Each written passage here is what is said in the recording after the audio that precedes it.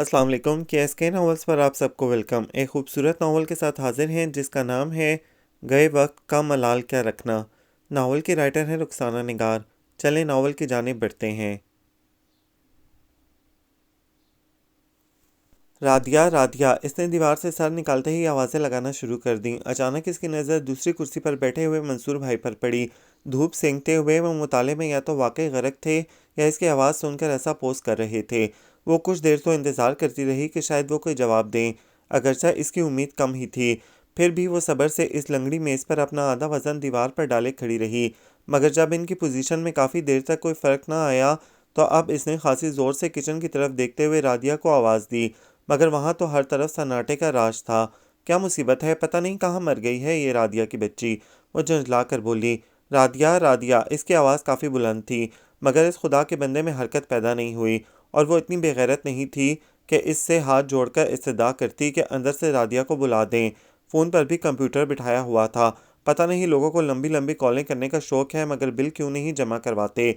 Defaulter ना दाहिंदा। ज़ोर से कहकर इसने मेज़ से नीचे छलांग लगा दी, क्योंकि आखिरी लफ्ज़ पर वो जैसे तड़प कर कुर्सी से उठा था। इसने नीचे उतरते ही अंदर दौड़ लगा दी। अम्मी लाउंज में ऊन सिलाइयाँ लेकर कुछ बुन रही थीं।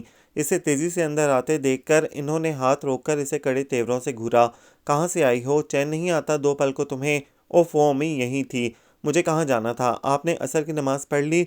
इसने लापरवाही से इनके हाथ से सिलाइयाँ लेते हुए जवाब दिया। छोड़ो इन्हें, ख़राब कर दोगी। और अभी असर की अजान कहाँ हुई है जो मैं नमाज़ पढ़ लेती। और रात के खाने का क्या करना है, ज़रा किचन का रुख भी कर लेना था। वो सिलाइयाँ इसके हाथ से लेकर फिर से बुनने लगी। दोपहर का सालन बहुत पड़ा है और साथ में मटर पुलाव बना लूँगी बस। वो सर इनकी गोद में घुसाते हुए आड़ी होकर लेटने की कोशिश करने लगी। परे होकर बैठो, मुझे हिला रही हो, वो नागवारी से बोली। मैं तो लेट रही हूँ, वो शरारत से गोया हुई। कोई स्वीट डिश बना लो फिर। इन्हें शायद इसका फारिग रहना अच्छा नहीं लग रहा था।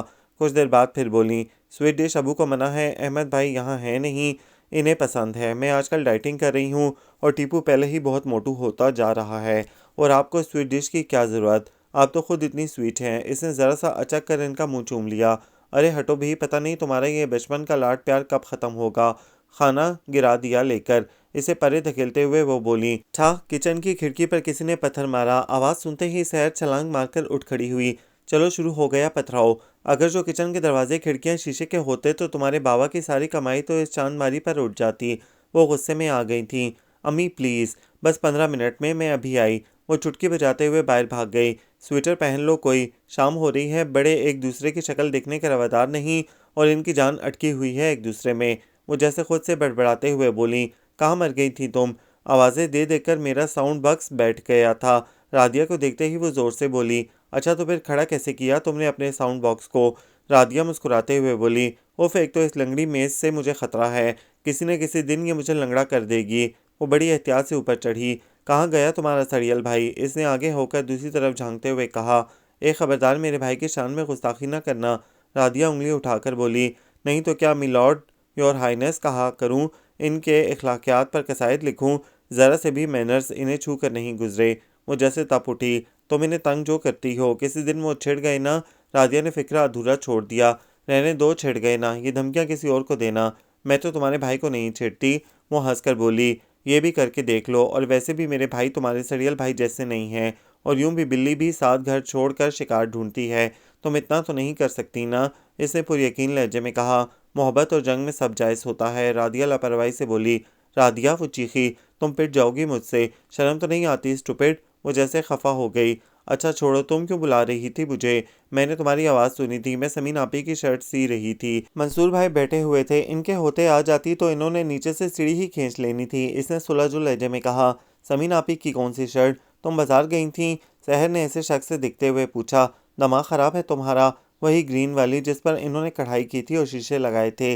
अच्छा वो, इसने वो को खींचकर लंबा किया। क्यों, कहीं जाना था इन्होंने? इसने मुतजस्सिस लहजे में पूछा। यार तुम तो इतनी टोन न लिया करो, इन्होंने कहीं नहीं जाना था, वो बेजारी से बोली। फिर क्यों सी? तो ना सीती क्या? तुम्हें क्या तकलीफ हुई है इसके सिलने से? राधिया लड़ने पर उतर आई, और इसका कसूर भी ना था। इसके सामने डूबता तीखा सूरज जो था, ऊपर से सजर का तफ्तीशी अंदाज। भाई अगर मैं खबर नहीं रखूंगी तो कौन रखेगा? आखिर पड़ोस में अपना माल पड़ा है, होशियार तो रहना पड़ेगा। वैसे दाल में ज़रूर कुछ काला है, घर भी खूब साफ़ किया हुआ है, बताओगी नहीं?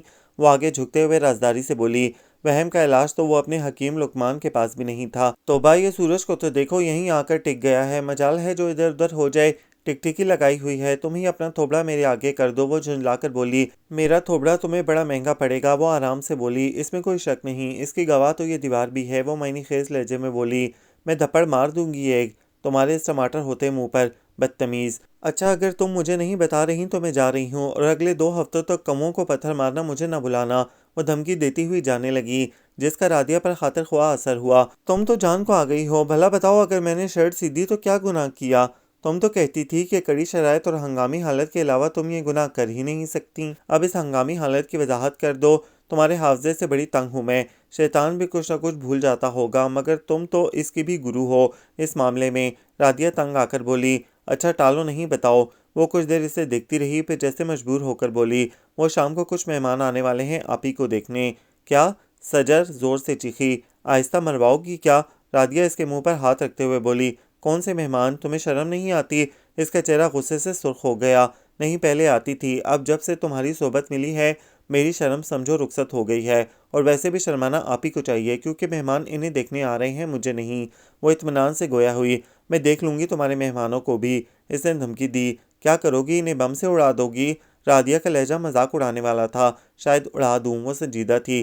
कब आएंगे वो लोग? वो कुछ सोचती हुए बोली, घंटे 2 घंटे तक। लड़का इंजीनियर है, इसने शो मारी। हाँ बेशक, टूंटियां ठीक करने वाला हो, इंजीनियर है। वो इसकी नकल उतारते हुए बोली, मंसूर भाई जैसा। सज्जर ने इसे चिढ़ाया, मंसूर भाई क्वालिफाइड इंजीनियर बनेंगे 1 साल बाद। रादिया तड़क कर बोली, हाँ मुझे तो पता ही नहीं। वह मसनूई भोलपन से बोली, रादिया अंदर आओ। चची अम्मी की खफगी भरी आवाज़ आई, अच्छा जब मेहमान आए तो मुझे फ़ोन कर देना। वो जल्दी से बोली, क्यों, तुम्हें क्यों फ़ोन करूं? वो तिनक कर बोली, रादिया अच्छी बहन नहीं हो। सजर खुशामद पर उतर आई, तुम क्या करोगी? इसका दिल पसीज गया। बस तुम कर दोगी ना? अच्छा बाबा कर दूंगी, पर देखो कोई गड़बड़ ना करना। तुम्हें अम्मी का पता है, इसने वार्निंग दी। नहीं नहीं, कुछ नहीं करूंगी, इसने वादा किया। अच्छा अब मैं चलती हूँ, अम्मी आवाज़ें दे रही हैं, बाय। रादिया नीचे उतर गई। सजर कुछ देर खड़ी मुंडेर पर सर टिकाए कुछ सोचती रही, और फिर मुस्कुराते हुए इसने मेज से नीचे छलांग लगा दी। जैसे ही वो अंदर आई, फ़ोन की घंटी बज उठी। फ़ोन अब्बू का था कि वो आज लेट आएंगे। वह दिल ही दिल में खुश हो गई। जोहरा बेगम को लॉन्च में ना भागकर वो उनके बेडरूम में चली आई। वो अलमारी में कपड़े रख रही थीं। वो अम्मी अब्बू का फ़ोन आया था कि वो लेट आएंगे, इसने इन्हें बताया। अच्छा खैरियत तो है ना? इन्होंने पलट कर पूछा। जी खैरियत ही है, किसी क्लाइंट के साथ इन्हें जाना था कहीं। और ये टीपू अभी तक नहीं आया ट्यूशन से? इसने वॉल क्लॉक देखते हुए पूछा। इसका मैच था कोई, ट्यूशन के बाद वहीं गया होगा, मुझसे पूछ गया था। अम्मी अब इसके पढ़ने के दिन हैं, आप इसे मना क्यों नहीं करती?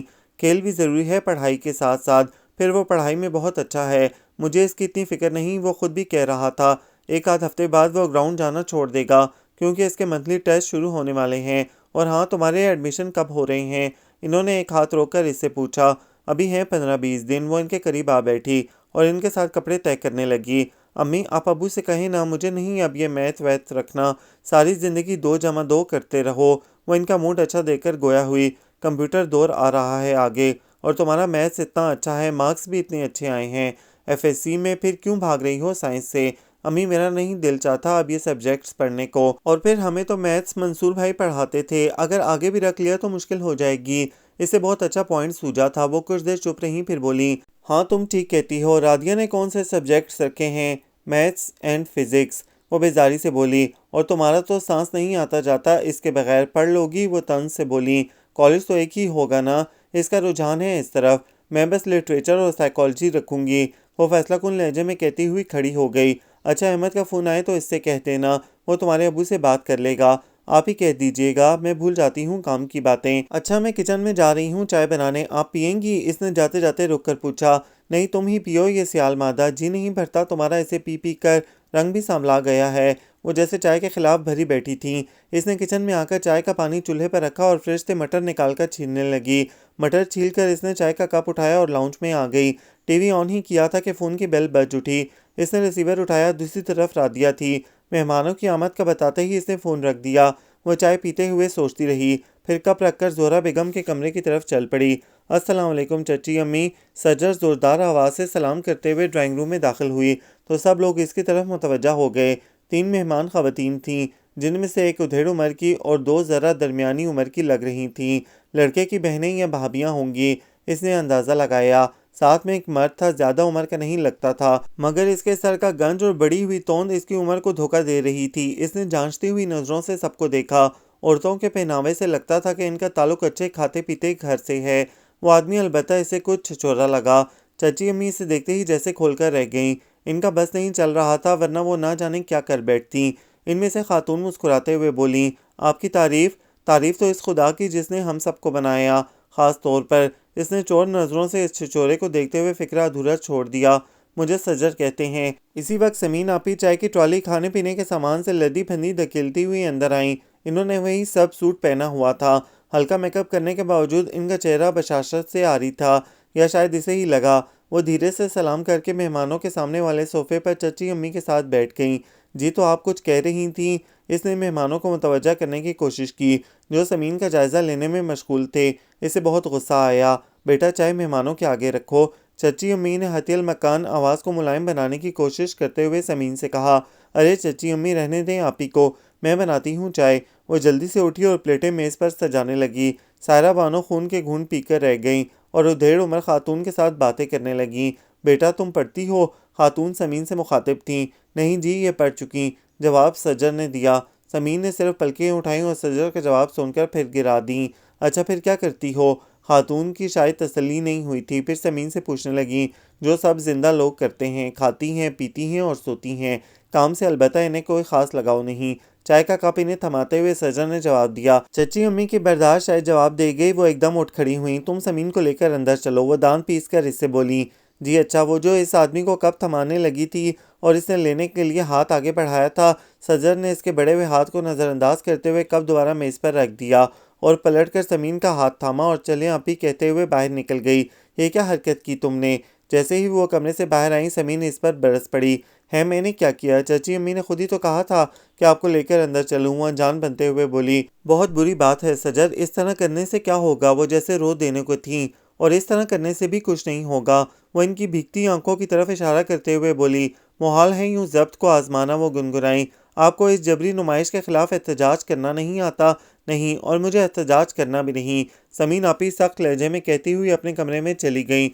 वो कुछ देर चुपचाप खड़ी रही, फिर सोचने लगी, ये रादिया कहाँ है? किचन में होगी। खुद से सोचकर वो किचन की तरफ चल पड़ी। वो वाकई वहीं थी। सजर तुम कब आई? इसे अपने सामने देखकर वो खुशगवार हैरत से बोली।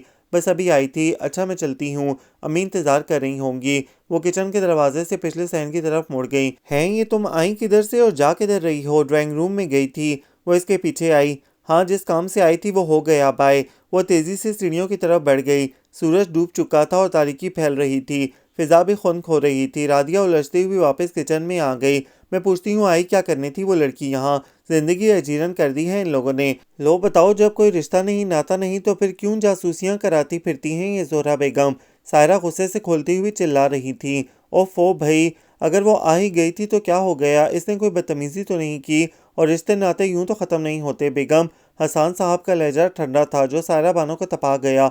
और बदतमीजी करना किसे कहते हैं? और इतना दुखी होने की क्या ज़रूरत है? जाइए जाकर टूटे हुए नाते जोड़ लीजिए। बहुत अच्छा हुआ था जो इन्होंने जलील किया था। आप जैसे लोग यूं ही ज़िंदगी में ख्वार होते हैं। अरे इन्होंने भरे ख़ानदान में हमारी इज्जत को दो कौड़ी का कर दिया, और आपको अभी भी इनकी जुदाई का गम खाए जा रहा है।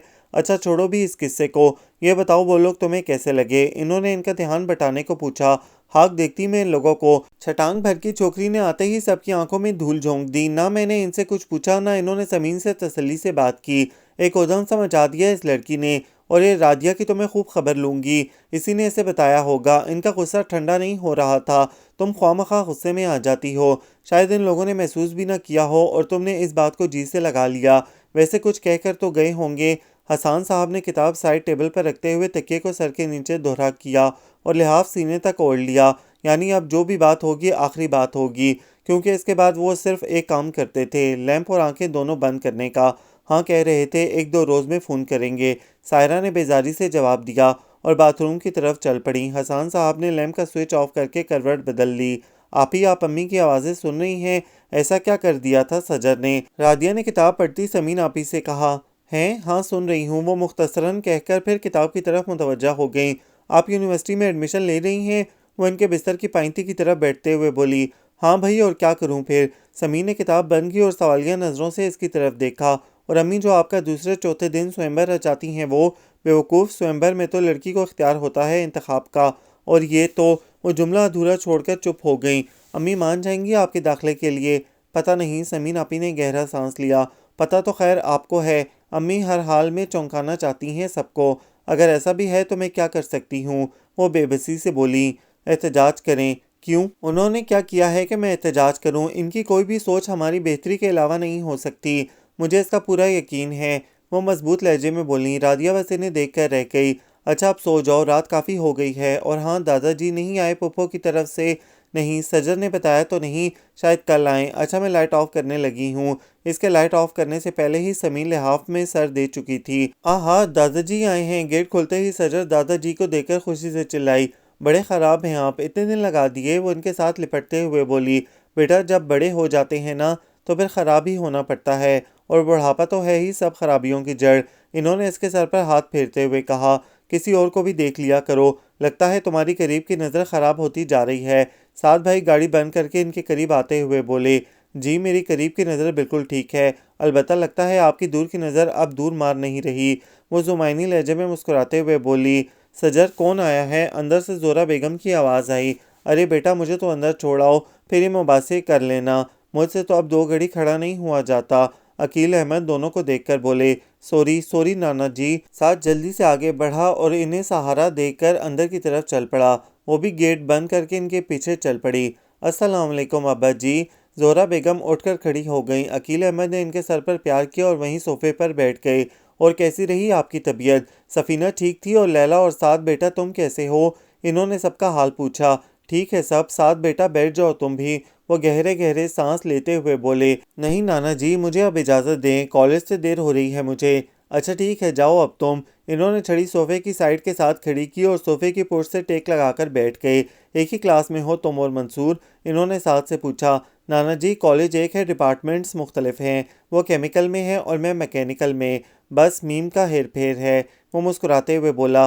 साथ बेटा चाय ही पी लो, जोरा बेगम ने इसरार किया। नहीं मामी जी फिर सही। अच्छा खुदा हाफिज नाना जी। और तुम खैर से रोटियां तोड़ रही हो आजकल? इसने साथ चलती हुई सजर से कहा। जी आपको कोई एतराज़? वो खफगी से बोली। ना हम एतराज़ करने वाले कौन होते हैं, ना खाने वाले को एतराज़, ना खिलाने वाले को। अलबत्ता अगले बंदे का बजट ज़रूर अपसेट हो जाएगा। इसे घुरते देखकर हंस पड़ा। और बॉर्डर पार की कोई खैर खबर? गेट के पास पहुंचकर रुकते हुए इसने दीवार की तरफ इशारा करते हुए पूछा। हमें क्या पता, हम कौन सा आते जाते हैं? इसने बेनाजी से शाने उचकाए। ओहो इतने नादान हम नहीं, और इतनी अनजान आप भी नहीं। ये तो मुरादिया जो बी जमालों का किरदार अदा कर रही हो, सबको इसकी खबर है। इधर की खबरें इधर और इधर की उधर। शामत तो तीसरी पार्टी की आती है। इधर भी लगता था इसके ताज़ा कारनामे की खबर पहुंच गई है। इसने सोचा। तीसरी पार्टी कौन? और ये बी जमालों किसको कहा है आपने? वो दोनों हाथ कमर पर टिकाकर लड़ने के लिए तैयार हो गई। मेरी तो चलो खैर है, पर आपका ये खिताब इधर ज़रूर पहुंचेगा। इसने घूरते हुए दीवार की तरफ इशारा किया। ये होते हैं कच्चे चोर, खुद ही मान गई। और तीसरी पार्टी बेचारी हम और कौन? पता है पिछले हफ्ते अम्मी पहले इधर आ गई, बाद में सायरा मामी की तरफ गई। बस फिर कुछ ना पूछो, सायरा मामी ने तो तोपों के दहाने खोल दिए। दोनों में खूब तल्ख कलामी हुई। अम्मी रोती धोती वापस आई। वो तो कसम खा रही थी कि कभी इधर ना आने की। नाना जी ने समझाया। अब कहती हैं आऊँगी तो गली में दोनों दरवाज़ों के बीच भाइयों से मुलाकात करके चली जाऊँगी। बहुत रंजीदा हैं वो इन दिनों। गेट से टेक लगाए इसने अफसरदगी से बताया। सब लोग बातें बना रहे हैं, मगर हमारे बड़ों को अकल नहीं आ रही। चचा अब्बू से इनकी बात नहीं हुई? इसने पूछा। मामू ने फ़ोन किया था अम्मी को, बहुत माजरत कर रहे थे ये, अभी तो वो गुस्से में हैं। इनसे भी सही तरह बात नहीं की। अच्छा मैं चलता हूँ, तुम चक्कर लगाओ ना कभी घर, अम्मी भी खुश हो जाएंगी। वो जाते जाते मुड़कर बोला। हाँ आऊँगी किसी रोज़, फिर तो कॉलेज स्टार्ट हो जाएंगे। इधर नहीं जाएंगे क्या? सजर ने साथ वाले गेट की तरफ इशारा किया। तौबा करो, मैंने सर तुड़वाना है अपना। पता है जब मैं अंदर जा रहा था तो बीबीसी का मुस्तंद रिपोर्टर मेरी रिपोर्ट करने अंदर गया था। कौन? सजर ने हैरत से पूछा। खाला सफ़िया और कौन? इसने गाड़ी में बैठकर दरवाज़ा बंद किया। हाँ फिर तो आपका फैसला सही है। अच्छा खुदा हाफिज, इसने तायद की। खुदा हाफिज। केमिकल वालों को कोई मैसेज तो नहीं देना? इसने मुस्कुराते हुए गाड़ी स्टार्ट की। आप सफ़र पर जा रहे हैं, खैर की दुआ लेकर जाएं तो अच्छा है। खुदा हाफिज। जोर से कहकर इसने गेट बंद कर दिया। सजर किचन के साथ बने बरामदे में खड़ी इस्त्री स्टैंड पर कपड़े प्रेस कर रही थी। दीवार के इधर से सायरा चची और सफिया खाला के जोर जोर से बोलने की आवाज़ें आ रही थीं। इसकी समझ में कोई बात ना आई। वो बरामदे से निकलकर सहन में भी ना गई। अम्मी सामने लाउंज में बैठी इस पर नज़र रखे हुए थीं। फिर आवाज़ें बंद हो गईं तो हर तरफ खामोशी छा गई। कितना अच्छा होता था जब हम सब मिलकर रहते थे। चचा अबू सबसे ज़्यादा मुझे प्यार करते थे और ये जो मज़ामीन की तब्दीली के लिए मुझे अम्मी की इतनी मिन्नतें करनी पड़ रही हैं। चचा अबू ने एक बार कहना था और अबू ने मान जाना था। अम्मी कितनी अकेली बैठी हैं। चुपचाप वो सोचे गई। चची अम्मी के साथ तो इनकी बचपन की दोस्ती थी। अगरचा अम्मी चची अम्मी से 2-3 साल बड़ी थीं, फिर भी इनके मिजाज खूब मिलते थे। ख़ानदान की कोई तकरीब होती ये इकट्ठी नज़र आती। सब इन्हें हंसों का जोड़ा कहते थे और अजनबी लोग इनका प्यार मोहब्बत देखकर इन्हें बहनें समझ बैठते। एफए के फ़ौरन बाद अम्मी की शादी हो गई। अबू इनके ताया के बेटे थे। शुरू से बात तय थी, लिहाजा जैसे ही अबू ने एलएलबी के बाद प्रैक्टिस शुरू की, दादाजी ने इनकी शादी कर दी। अम्मी ने दिल ही दिल में चचा अबू के लिए सायरा चची को पसंद कर लिया था। फिर बाद में दादाजी को भी ख्याल कर लिया। अहमद भाई 2 साल के थे जब चची अम्मी दुल्हन बनकर इस घर में आई थीं। पोपो की शादी इनसे साल भर पहले हुई थी। तीनों अगर इकट्ठी होती तो इतना हंसी मजाक होता कि कोई कह नहीं सकता था कि इनके दरमियान इतने नाजुक रिश्ते हैं। चचा अबू महकमा तालीम में इंस्पेक्टर थे। इन्हें किताबों से इश्क था। वो बचपन में दादाजी के साथ इनके प्रेस जाया करते थे। बेजान कागज़ के टुकड़े जब लफ्ज़ों से रंगीन हो जाते तो इनकी हैरत दो चंद हो जाती। कोई इनसे पूछता, हसान बेटा बड़े होकर क्या बनोगे? तो वो मासूमियत से जवाब देते, मैं किताबों की बहुत बड़ी दुकान बनाऊंगा। ये बात दादाजी अक्सर बताया करते थे। इनके लब खुद ब खुद मुस्कुराने लगे। फिर जब इन्होंने दुकान बना ली तो सब कुछ बिखर गया। एक ही घर में दीवारें उठ गईं। पुप्पो की तरफ सात भाई और चची अम्मी की तरफ मंसूर भाई तकरीबन एक साथ आए। फिर 1.5-2 सालों बाद ही समीन आपी और पुप्पो की तरफ लैला आपी आ गईं। अम्मी ने समीन आपी को समझो गोद ही ले लिया। अम्मी बताती हैं वो बहुत कमज़ोर सी थीं, किसी चिड़िया की तरह, और इन्हें सर्दी भी बहुत लगती थी। हर वक्त अम्मी की गोद में छुपी रहती। चची अम्मी को समीन आपी की परवाह ही ना होती। ये इसी प्यार का नतीजा था कि 2 सालों बाद ही मैं अम्मी की गोद में आ गई और ये रादिया बीबी भी मेरे पीछे ही चली आईं। चची अम्मी बताती हैं मेरा रंग खूब सुर्ख सफ़ेद था और रादिया का सांवला। चचा अबू ने मुझे अपनी बेटी बना लिया। कहते अल्लाह मियाँ ने तस्वीर के दोनों रुख हमारे घर भेज दिए हैं, ब्लैक एंड वाइट। चची अम्मी को गुस्सा आ जाता तो वो हंस पड़ते। अबू जी बहुत कम गो थे लेकिन चचा अबू से बहुत प्यार करते थे। अम्मी बताती हैं एक बार चचा अबू को टाइफाइड हो गया तो अबू पूरे 10 दिन चैम्बर नहीं गए थे। हमारे लिए ईद के कपड़े अबू लाया करते थे, मेरे और अहमद भाई के, अम्मी मंसूर भाई, समीन आपी और रादिया के। अम्मी के कहने पर दादाजी ने शुरू से ही अहमद भाई के लिए समीन आपी को मांग लिया था। फिर कुछ सालों बाद हमारे घर में टीपू साहब आ गए और इधर सनी। जैसी दोस्ती मेरी और रादिया की थी वैसी ही इन दोनों में थी। फिर जैसे कोई तूफान आता है ऐसे ही पार्टीशन के साथ हमारे घर सजर बेटा अहमद का फ़ोन आया है, जल्दी से आओ। अम्मी की अचानक आवाज़ पर इस्त्री इसके हाथ से छूटते छूटते बची। जल्दी से इसे स्टैंड पर रखकर इसने स्विच ऑफ किया और अंदर आ गई। हाँ बोलो, सजर से बात करो। अम्मी ने रिसीवर इसकी तरफ बढ़ाया। इनका चेहरा खुशी से दमक उठा था। थोड़ी देर पहले वाली यासियत की जगह बशाशत ने ली थी। अस्सलाम वालेकुम भाईजान। जी मैं ठीक हूँ, आप कैसे हैं? कितने दिनों बाद आपने फ़ोन किया है, इसने शिकवा किया। जी अबू भी ठीक हैं, आप आएंगे नहीं? छुट्टी नहीं मिल रही या? जी लगता है सारी आर्मी की जिम्मेदारियां आपके सुपुर्द हो गई हैं। जी टिप्पू भी ठीक है। प्लीज़ हम बहुत उदास हैं और अम्मी भी। आप कुछ दिनों के लिए आ जाएं, कोशिश नहीं वादा करें। अच्छा टिप्पू स्कूल गया हुआ है। सजर भाई से कहो अपने मज़ामीन की तब्दीली का तुम्हारे अबू से बात करें। अम्मी ने इसे याद दिलाया। जी अम्मी से बात करें। इसने रिसीवर अम्मी को थमा दिया। हाँ बेटा कोई ख़ास बात नहीं। सजर ने इन्हें घूरा।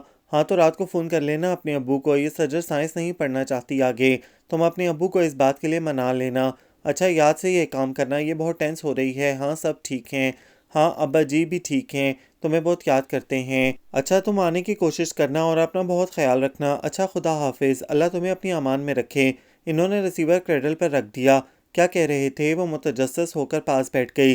कह रहा था अभी फ़ोन करता हूँ इनके ऑफिस। शाम में तो किसी कर्नल साहब की तरफ डिनर में जाना है इसने। चलें ये तो बहुत अच्छा हुआ। वो खुश हो गई। अम्मी अहमद भाई घर क्यों नहीं आ रहे? कितने माह हो गए हैं इन्हें आए हुए, है ना? वो कुछ सोचते हुए बोली। हाँ कह तो रहा था छुट्टी नहीं मिल रही। वो आहिस्ता आवाज़ में बोली। अम्मी ये जो आर्मी वालों की गैदरिंग्स होती हैं इसमें तो सब होते हैं, मेरा मतलब है इनकी बेटियां वगैरह भी। अगर अहमद भाई ने किसी को पसंद कर लिया तो? वो झिझकते हुए मुतफिकराना लहजे में बोली। अव्वल तो ऐसा मुमकिन नहीं, और अगर वो ऐसा करता भी है तो हमें एतराज़ नहीं करना चाहिए। अब कहीं ना कहीं तो इसकी शादी करनी है ना? इन्होंने गहरा सांस लिया। सजर किसी सोच में डूब गई। अम्मी पता है परसों समीन आपी को देखने कुछ लोग आए थे। वो कुछ देर बाद बोली। पता है मुझे, वो बोली। आपको कैसे पता चला? वो हैरानी से बोली। सफिया खाला का फ़ोन आया था अभी अहमद के फ़ोन से पहले। तुम कपड़े प्रेस करने में मुनहमिक थी, इसीलिए बेल की आवाज़ नहीं सुनी। अच्छा, अभी तो इनकी आवाज़ इधर से आ रही थी, वो हैरानी से बोली। बस इधर आते ही इन्होंने मुझे फ़ोन खड़का दिया। बड़ी चीज़ है ये सफिया खाला भी, हर जगह की इन्हें खबर होती है। इन्होंने सर हिलाया। तुम्हारे कपड़े प्रेस नहीं हुए? इन्होंने मौजू बदला। हाँ, बस एक सूट रह गया है। वो उठते उठते बैठ गई। कोई काम है आपको? बाजार जाना था ज़रा। मैं नहीं जाऊंगी। वो साफ इनकार करते हुए उठ खड़ी हुई। तो फिर किसके साथ जाऊं? वो ज़रा खफगी से बोली। बस मैं नहीं जाऊंगी, आप इतना फिराती हैं कि बस आप। वो सोच में पड़ गई। अम्मी हमेशा चची अम्मी के साथ बाजार जाती थी और अब तो वो कई कई महीने बाजार की शक्ल नहीं देखती थी। सजर साफ इनकार कर देती, फिर वो पुप्पो की तरफ जाती और इन्हें साथ लेकर बाजार जाती। अच्छा, तुम्हारे दादाजी रियाज अंकल की तरफ गए हैं, ड्राइवर इन्हें लेकर आने वाला होगा। इनके लिए परहेजी खाना बना लिया है, आजकल इनकी तबीयत बिल्कुल ठीक नहीं, बताते भी नहीं हैं कुछ। मुझे बड़ी फिक्र है इनकी तरफ से, कल से आए हैं और हसान भाई इनसे मिलने भी नहीं आए। वो अंदर ही अंदर कुटते रहते हैं। वो फिक्रमंदी से बोली। अच्छा, मैं सूट प्रेस कर लूँ, फिर किचन की तरफ जाती हूँ। वो उठ खड़ी हुई। वो दादाजी का खाना लेकर इनके कमरे में गई तो वो नीम दराज कुछ सोच रहे थे। दादाजी खाना खा लें, इसने ट्रे इनके आगे पड़ी मेज़ पर रखते हुए कहा। लाओ बेटा, आज वाकई मुझे बड़ी भूख लग रही है। रियाज की तरफ भी सिर्फ चाय पी थी। वो सीधे होकर बैठ गए और बिस्मिल्लाह पढ़कर खाना खाने लगे। तुमने खा लिया खाना? नहीं अम्मी, नमाज पढ़ रही हैं। वो गिलास में पानी डालते हुए बोली। तुमने नहीं पढ़ी? इन्होंने पूछा। अम्मी को खाना देकर पढ़ूंगी। अहमद भाई का फ़ोन आया था, दादाजी आपको सलाम कह रहे थे। इसने गिलास इनके आगे रखा। हाँ, बताया था मुझे जोहरा ने। फिर चुपचाप खाना खाते रहे। वो उठकर इनकी किताबें ठीक रखने लगी। बस बेटा, ये बर्तन उठा लो और मेरे हाथ भी धुलवा दो, आज कमर में बहुत तकलीफ़ है। आपने सुबह दवा नहीं ली थी? ली थी बेटा, पर वो तो रीढ़ की हड्डी की दर्द के लिए है, बुढ़ापे के लिए तो नहीं ना। बुढ़ापा तो खुद लादवा मर्ज है। वो तलखी से बोले। प्लीज़ दादाजी, ऐसी बातें तो ना करें। वो उनके करीब आ बैठी। अब कुछ देर आराम करूंगा तो ठीक हो जाएगी, तुम फिक्र नहीं करो। वो इसका हाथ थपक कर बोले। वो इनके हाथ धुलवा कर बर्तन उठाकर बाहर आ गई। अम्मी का खाना इनके कमरे में दे आई। फिर इसने नमाज पढ़ी। नमाज से फारिग हुई ही थी कि टीपू आ गया। दोनों ने मिलकर खाना खाया। इसने बर्तन समेटे। टीपू अपने कमरे में चला गया। वो बड़ा लाओबाली सा लड़का था, सजर के बड़ेपन को कम ही खातिर में लाता था। घर, स्कूल, क्रिकेट और सनी, बस इसकी ज़िंदगी इन चार चीज़ों के गिर्द घूमती थी। वो चाय बनाने के बारे में सोच रही थी कि खिड़की पर जोर से पत्थर आकर लगा। वो बाहर सहन में आई तो देखा रादिया दीवार के पास खड़ी थी। शर्म नहीं आती? पत्थर मारती हो, आवाज़ नहीं दे सकती? वो मसनूई गुस्से से बोली। अगर आज तुम्हारा नाम लेकर आवाज़ देती तो ये मेरे गले से निकलने वाली आखिरी आवाज़ होती। अब ऊपर मरो। वो दबे लहजे में गुर्राई। ऐसा क्या कर दिया मैंने? वो मेज़ पर एहतियात से चढ़ते हुए बोली। ओहो, क्या भोलपन है तुम्हें, जैसे खबर ही नहीं। इस रोज़ में सोचती रही कि सजर बीबी आई किस मकसद के लिए थी। वो तो जब आज अम्मी नैयर आंटी के लत्ते ले रही थी तो इन्होंने तुम्हारा नाम लिया। तो मैंने समीन आपी से पूछा तो इन्होंने मुझे तुम्हारे कारनामे के बारे में बताया। वो इसे घूरते हुए बोली। ये नैयर आंटी कौन है और इन्होंने मेरा नाम क्यों लिया? वह हैरानी से बोली। नैयर आंटी अम्मी की दोस्त हैं जो रिश्ते करवाती हैं, और वो इन लोगों का पैगाम लेकर आई थी जो इस दिन आपी को देखने आए थे। अच्छा, मैं जानती हूँ नैयर आंटी को, शक्ल से खासी मस्कीन लगती हैं। खैर, क्या कहा इन लोगों ने? इसने पुरशौक लहजे में पूछा। वो जो इन खवातीन के साथ गंजू नहीं था, वो तुम्हें देखते ही दिल हार बैठा। बकौल नैयर आंटी डॉक्टर साहब जो शादी के नाम से भागते थे, तुम्हें देखते ही झट से राजी हो गए। असल में वो लोग दोनों भाइयों के लिए एक ही घर से लड़कियां चाह रहे थे। इन्हें हमारा घर बहुत पसंद आया, खास तौर पर तुम्हारा प्यार जताकर चची अम्मी कहना। इसने तफसीलन बताया। वो मोटू तोंद वाला डॉक्टर था? इसने हैरानी से पूछा। अच्छा, अब डॉक्टरों का रेट इतना गिर गया है? क्या मतलब? भाई, जब डॉक्टर नैयर आंटी जैसी बेचारी सी सूरत के पीछे चल पड़े रिश्ता देखने तो समझो वो पर्चा डॉक्टर है। इसने वजाहत की। नैयर आंटी देखने में मस्कीन है लेकिन अंदर से बड़ी घाक हैं।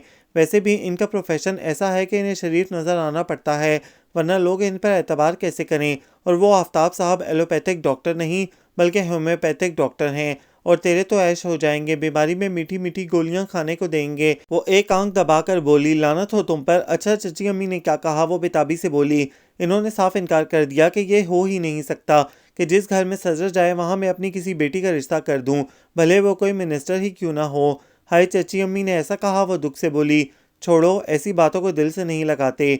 वो नैयर आंटी को टाल रही थी, जिनको ये सुनते ही पतंगे लग गए।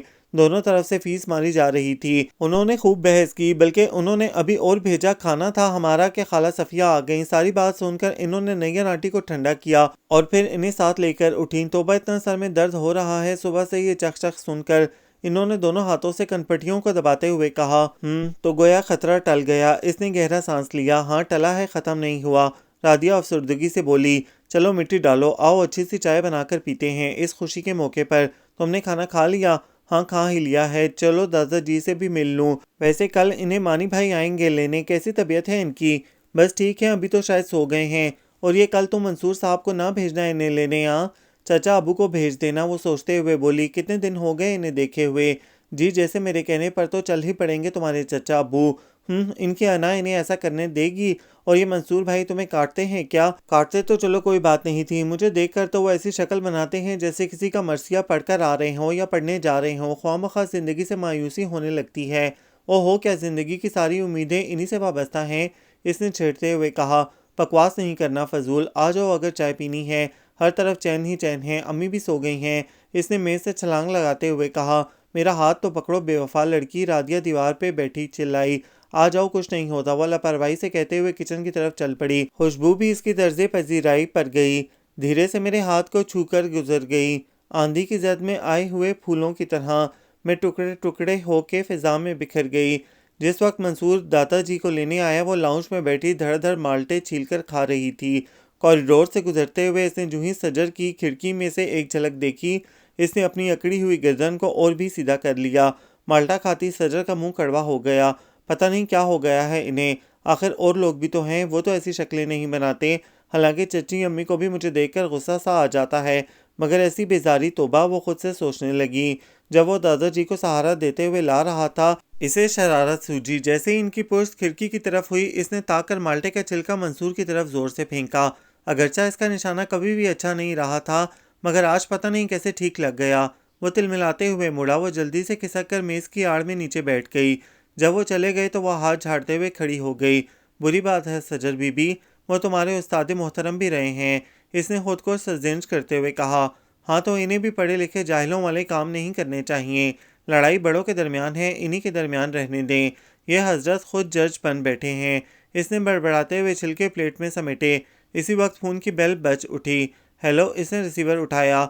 हाँ सजर, वो मैंने फॉर्म मंगवा लिए हैं कॉलेज से, तुम आकर अपना फॉर्म ले जाओ। रादिया छूटते ही बोली। आ जाऊं तुम्हारी तरफ? और शरारत से बोली। ओहो भाई, मेरा मतलब है दीवार पर आकर ले जाओ। 15 तारीख आखिरी है, तुम जल्दी से फिल कर लो। और सब्जेक्ट्स के बारे में क्या फ़ैसला किया है? वही जो मैंने सोचा है। मेरा पहले भी ख्याल इंग्लिश रखने का था, फिर मानी भाई की वजह से मुझे साइंस रखनी पड़ी। अब ऐसी कोई मजबूरी नहीं है मुझे, वो आराम से बोली। और अब तुम्हारे वही मंसूर भाई कह रहे थे कि दीवार पर कांच लगवाने पड़ेंगे, वरना ये रादिया बेबी किसी काम की नहीं रहेंगी।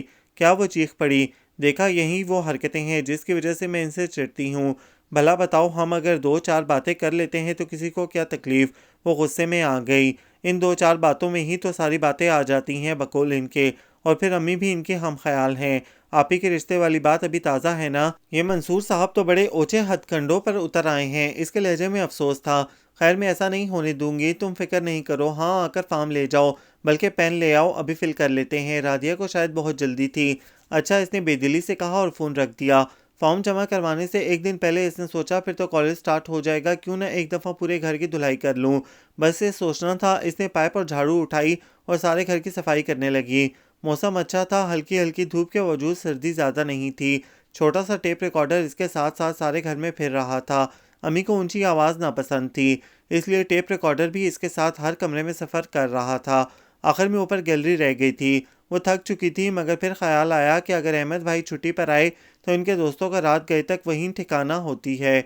इसे भी साफ कर लेना चाहिए। इसने एक हाथ में टेप रिकॉर्डर उठाया और दूसरे में पाइप घसीटती हुई ऊपर आ गई। गैलरी की खिड़कियां खोलकर इसने पहले टेप लगाया, फिर सफाई में जुट गई।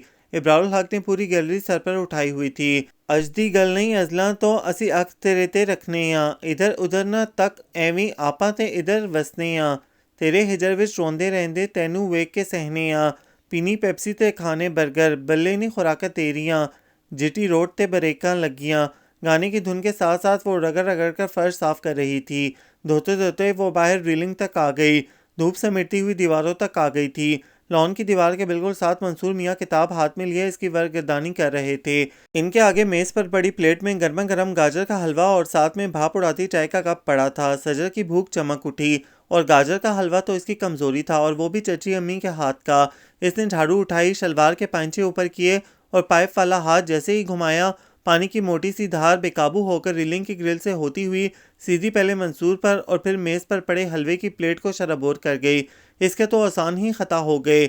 इसने जल्दी से झाड़ू छोड़कर पाइप संभालने की कोशिश की, मगर देर हो चुकी थी। मंसूर की सारी कमीज भीग गई। इसने जो मुड़कर इसे देखा तो सजर को लगा इसकी आंखों से अंगारे निकल रहे हैं। इसे और तो कुछ ना सूझा, सटपटाकर सब कुछ छोड़ छाड़ अंदर भाग गई। गैलरी का दरवाजा बंद करके बाथरूम की टूटी बंद की और नीचे भाग आई। इसका सांस फूला हुआ था, ऊपर से खौफ। हो गया काम खत्म, चलो आओ पहले खाना खा लो, शाम हो चली है। जोहरा बेगम ने इसे देखते ही किचन की खिड़की से आवाज़ दी। नहीं अम्मी, मैं नहा कर खाऊंगी, आप खा लें। इसने कमरे में आते ही अलमारी से जो कपड़े हाथ आए घसीटे और बाथरूम का रुख किया। वाकई आदमी की नज़र से अल्लाह बचाए। मैंने नज़र भरकर हलवे को देखा, इस बेचारे को खाना भी नसीब ना हुआ। अल्लाह का शुक्र है बोलचाल बंद है, वरना तो शायद वो ऊपर आकर मेरा गला दबा देता। इसे पहली बार ये लड़ाई गनीमत लगी। बाल सुखाते हुए वो मुसलसल सोच रही थी। आज इन्होंने कॉलेज फॉर्म जमा करवाने जाना था। सजर ने सारा काम सुबह ही सुबह निपटा लिया था। अब तैयार होकर रादिया का इंतज़ार कर रही थी। जब घड़ी की सुई 10 से ऊपर हो गई तो इसे गुस्सा आ गया। 9:30 का टाइम दिया था इसने और अब 10 बज गए थे। आज वैसे भी आखिरी तारीख थी, रश भी बहुत होना था। एक दिन पहले इन्होंने जाने का प्रोग्राम बनाया तो अम्मी की तबीयत ख़राब हो गई थी, इसलिए वो जा ना सकी और इसकी खातिर रादिया भी ना गई। इसने नंबर घुमाया तो दूसरी तरफ मंसूर था। पहले तो वो डर गई। इसके 2 दफ़ा हेलो कहने पर चुप रही, फिर कुछ सोचकर बोली, हेलो मैं वो मंसूर भाई, रादिया को बुला दें। वो अटक रही थी। क्यों? इसे क्यों? दिसंबर से भी ठंडा लगा। वो दरअसल मैंने और इसने थूक निकला। इसने आज फॉर्म जमा करवाने जाना था, नहीं जाना है। इसने खुद ही सही की तो इसे भेज दें। वो गड़बड़ा गई। मगर आज तो कॉलेज बंद है। नपतुल्ला संजीदा लहजा। क्यों? आज तो आखिरी तारीख है। वो घबरा गई। वो कॉलेज की शायद वाइस प्रिंसिपल थी, इनकी डेथ हो गई है, जिसकी वजह से कॉलेज बंद है। मैं कॉलेज से आ रहा था तो गेट पर ही बड़ा सा नोट लिखकर इन्होंने लगाया हुआ था, अब फॉर्म कल जमा होंगे। इसने तफसील से बताया। आप हमारे कॉलेज क्या करने गए थे? इसने कुछ तिनक कर पूछा, मगर फिर कल का मंजर याद आने पर बोली, वो रादिया को बुला दें। वो तो सो गई, इसे रात से बुखार है, इसलिए मैं कॉलेज गया था पता करने। अच्छा, समीन आपी को बुला दें। इसे कुछ शक सा था। वो तो नहा रही है, अम्मी के साथ इसने कहीं जाना है शायद। इसने बड़े सब्र से जवाब दिया।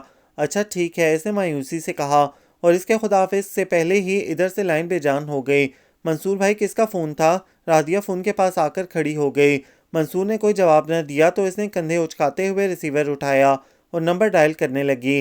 कहाँ फ़ोन कर रही हो? पहले इसके भी जी में आई कि जवाब न दें, मगर फिर डर गई।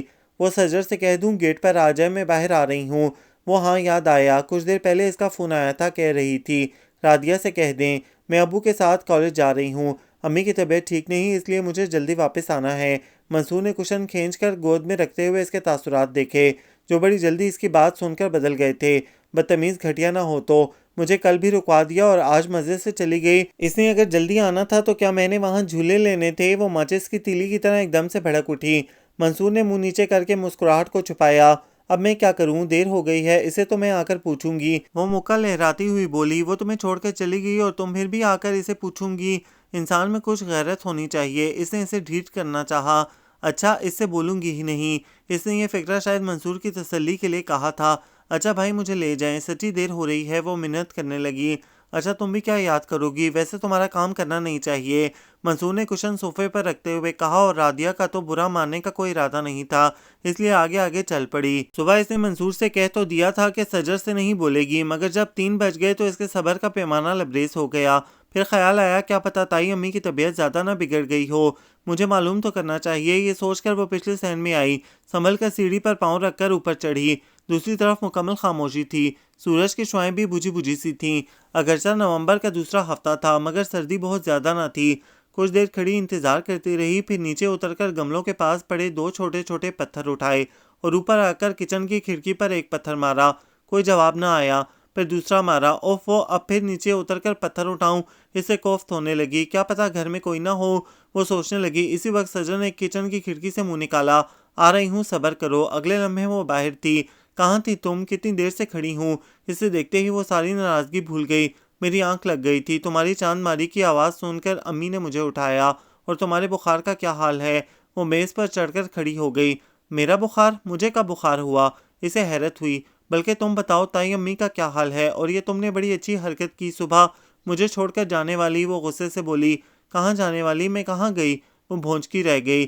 कॉलेज और कहाँ, अब बनाओ बहाने। मुझे बहुत गुस्सा आया था मगर फिर भी ढीठ बनकर आ गई। वो खफगी से बोली, यार कैसी बातें कर रही हो, मैं तो सुबह कॉलेज गई ही नहीं, बल्कि मंसूर भाई तो कह रहे थे कि मिसेस बुखारी की डेथ की वजह से कॉलेज बंद है। वो परेशानी से बोली, क्या मिसेस बुखारी, इन्हें तो मैंने सुबह देखा है कॉलेज में। और तुम कॉलेज नहीं गई क्या? मुझे तो मंसूर भाई ने बताया कि तुम ताया अबू के साथ कॉलेज चली गई हो। मैं तो नहीं गई, वो रोज देने को थी। और मंसूर भाई कह रहे थे तुम्हें बुखार है और तुम सो रही हो। इसकी आंखों में सचमुच आंसू आ गए। हाँ, कितने झूठे हैं ये मानी भाई, मगर इन्होंने ऐसा क्यों किया? वो तो मुझे एक आंख देखना पसंद नहीं करते। ख्वाह की दुश्मनी पाली हुई है मेरे साथ और अब मेरा साल ज़ाया कराने पर तुल गए हैं। वो अब बाकायदा रोते हुए ऊंचा ऊंचा बोल रही थी। राधिया इसे गौर से देखते हुए बोली, और छेड़ो इन्हें, मैं मना करती थी तुम्हें कि जिस दिन वो छिड़ गए ना तो सचमुच रो पड़ोगी। इसे गोया इसके रोने पे लुत्फ आ रहा था। जैसा भाई वैसी बहन, बस छोड़ो मेरा हाथ, अब मुझसे बात न करना। इसने दूसरे हाथ से आंखें रगड़ते हुए कहा और अपना हाथ इससे छुड़ाने की कोशिश करने लगी। अरे अरे क्या कर रही हो, ज़्यादा धींगा मस्ती करोगी तो ये तुम्हारी नाजुक मिजाज मेज़ की तबीयत पर गरां गुजरेगा। राधिया ने इसका हाथ मजबूती से पकड़ लिया। और मारो इनको निशाने, बड़े फ़ख्र से बता रही थी मोहतरमा कि मेरा निशाना बिल्कुल सही लगा। और जो दुर्गत इनके हलवे की बनाई कल, वो हलवे वाली बात तुम्हें किसने बताई? वो रोना भूल गई। किसी ने नहीं, वो बर्तन मैंने वहाँ से उठाए थे बाद में। वैसे ये सब अच्छा नहीं किया मानी भाई ने, इसने अफसोस से कहा। अब मुझे बताओ मैं क्या करूँ? वो परेशानी से बोली।